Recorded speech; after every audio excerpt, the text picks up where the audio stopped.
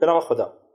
امروز در خدمت جناب آقای مهندس فیض‌آبادی، ریاست محترم اتحادیه صنف تولید کنندگان و تعمیرکاران تجهیزات الکترونیکی و سیستم‌های حفاظتی تهران هستیم. چون تشریف آوردن تا از دوره‌های آموزشی ما بازدید به عمل بیارن و مجموعه توتم به همکاری شرکت کاوش فن پرشیا این دوره‌ها رو در خصوص نرم افزارهای هوشمند مدیریت تصاویر ماکروسکوپ برگزار میکنن.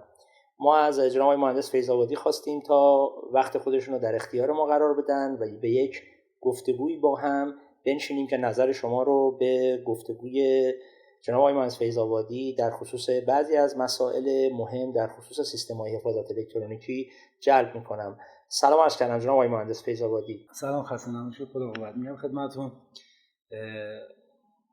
من یه اصلاحی بکنم تو عنوان اتحادیه. عنوان اتحادیه دقیقاً به این شکل میشه که اتحادیه صنف تولید کنندگان و تعمیرکاران تجهیزات الکترونیکی و حفاظتی تهران. عنوان دقیق ما هستش.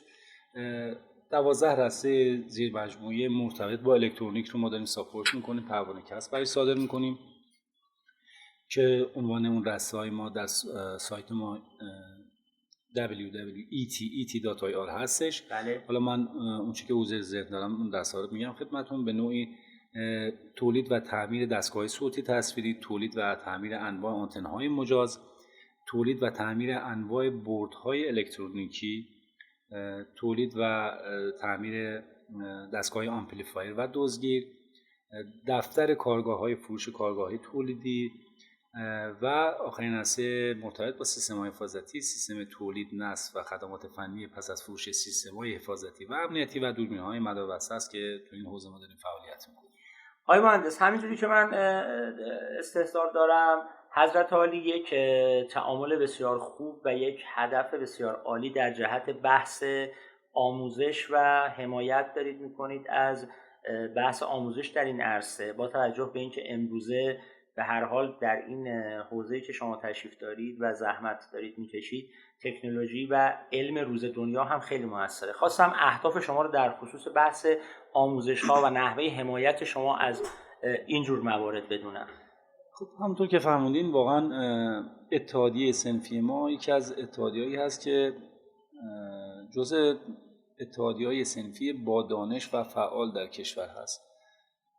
همونطور که مطلعید، اعضایی که از اتحادیه ما پروانه کسب دارن و در رسانه‌های مصوب اتحادیه دارن فعالیت میکنن، کسانی هستن که با علم روز باید آشنا باشن و با این رشد سریع الکترونیک و سیستم‌های حفاظتی در دنیا ما باید آپدیت باشیم. اگر آپدیت نباشیم متاسفانه نمیتونیم بروز باشیم و درجا میزنیم و علم روز رو باید ما جزء اولویت‌های خودمون قرار بدیم. خب اتحادیه هم با درک این موضوع و اهمیت این موضوع اومده کلاس‌های آموزشی رایگان رو توی برنامه خودش داره. در اتحادیه کلاس‌های آموزشی رو ما برگزار می‌کنیم، مضافاً بر اینکه همکاری‌های مشترکی به صورت موازی با شرکت‌هایی که عضو ما هستن و در امر آموزش دارن فعالیت می‌کنن این ارتباط رو داریم و دوستان هر شرکت و هر عضو اتحادیه درخواست به ما بده که کلاس‌هایی رو می‌خواد برگزار کنه، ما حمایت رو داریم، اجازه میدیم که از حتی لوگوی ما استفاده بکنه، میتونیم حتی سرتیفیکت ها و پایان دوره‌های مشترک رو بدیم، به دلیل اینکه جایگاه آموزش اصلا حالا نه اتحادیه ما که به نوعی خیلی تخصصی است، در هر صنفی که شما نگاه بکنین آموزش حرف اول رو میزنه. درست. شما حتی اگر در محیط کاری خودتون، پرسنل خودتون اون آموزش لازم رو برای انجام خدماتی که ازش میخواین رو داشته باشه، قطعاً نتیجه بهتر و مطلوبی میگیرین تا اینکه اون فرد آموزش خاص رو ندیده باشه. پس آموزش رو ما جزء اولویت‌های خودمون قرار دادیم و این کار رو به صورت مستمر داریم انجام میدیم و مضافاً بر اینکه با توجه از کردم صنعت الکترونیک اینقدر سریع داره رشد میکنه که ما باید همگام و همسو با رشد سریع تکنولوژی در عرصه الکترونیک حرکت بکنیم تا بتونیم موفق باشیم.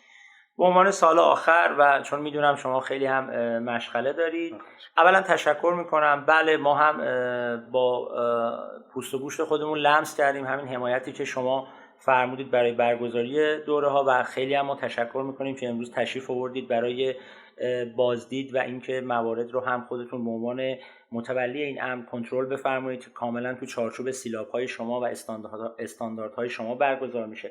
به عنوان سوال آخر برای همشهریان ما، برای صنوف ما، برای تمام اون آدم‌هایی که به هر حال نیاز دارن از تجهیزات اتحادیه شما استفاده کنن و امروز خودتون میدونید بعضن اسیر برخی سودجویی‌ها میشن، چه بکنن؟ به عنوان رئیس اتحادیه و به عنوان مرجع قانونی و مرجعی که موثق هستید در کشور، چه توصیه‌ای دارید برای همشهریای ما؟ چگونه بروند جلو که واقعا به امنیت برسن و آسیبی نبینن؟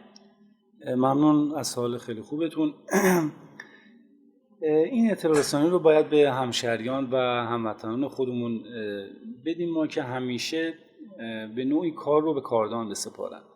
اتحادیه‌های صنفی و مخصوصا حالا من راجع به اتحادیه خودمون صحبت میکنم، یعنی وقتی یک کسی که پروانه کسب رو از رسته مورد خدمات خودش و در واقع به نوعی داره اون خدمات رو میده و داره ارائه خدمات به هموطنان میکنه، وقتی پروانه کسب داشته باشه به نوعی تمام پروسه های حضورت که از کنم فنی، اخلاقی، سوء پیشینه همین آیتم ها رو پاس کرده و به نوعی شما میتونید با خیال راحت برین خدمات بگیرین از اون واحد صنفی. من تقاضام این هستش که برای اینکه ما دچار ضرر زیان نشیم و خدمات خوب رو بگیریم، حتما و همیشه کار رو به دست کسانی بسپاریم که پروانه کسب و تخصص لازم رو در این حوزه دارن.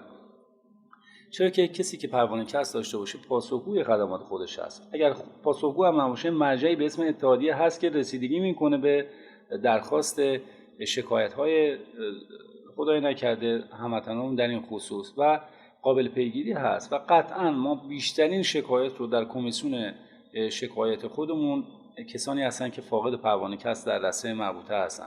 چرا که یک واحد صنفی که پروانه کسب داشته باشه عملا قانونمند، پاسخگو هست و مشتری مداره، به جهت اینکه میخواد مشتری رو برای دفعات بعد هم حفظ بکنه و عملا قانونمداره و اتحادیه صنفی پشت این قضیه هستش. ما یک کمیسیونی در اتحادیه داریم به اسم کمیسیون شکایات که تمام شکایت‌های رسیده از سازمان تحصیلات حکومتی و مراجعین مستقیم به اتحادیه رو پاسخگو هست و هر یک شنبه‌ها این شکایت‌ها رسیدگی میشه.